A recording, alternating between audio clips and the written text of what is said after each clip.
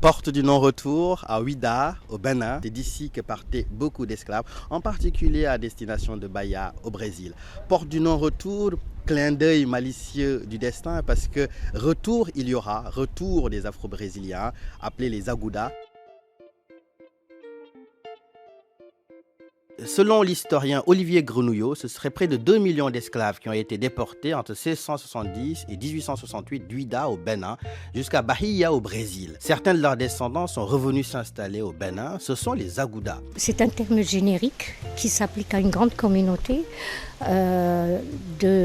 d'anciens descendants de trafiquants d'esclaves et surtout des Noirs libres qui sont revenus vers l'Afrique, qui ont été chassés en réalité essentiellement du Brésil. À partir de 1835, là des révoltes incessantes, le président de la province de Bahia chasse tous les Africains suspectés d'avoir fomenté des troubles.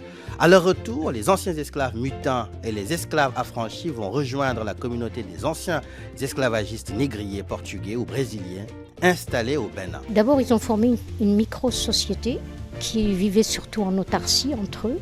Ils ont essayé de se reconstituer une sorte de matrice identitaire qui les rattache au Brésil, à Haïti, aux Caraïbes. Élitistes, endogames, les Agoudas vont constituer une caste qui va dominer le commerce du pays avant de se tourner vers l'administration avec la colonisation française à partir de 1885. Ils se sont après reconvertis pendant la période coloniale dans l'administration coloniale et ils ont constitué donc cette société qui était un peu mise à l'écart, mais tout en essayant d'avoir des alliances et des échanges surtout. Aujourd'hui, les Agoudas constituent une communauté très hétéroclite composée de Brésiliens de souche, d'Afro-Brésiliens, d'assimilés. Désormais, l'origine brésilienne est favorisée comme l'héritage d'une culture métissée qui se manifeste par les noms de famille, la religion ou l'architecture de certaines villes.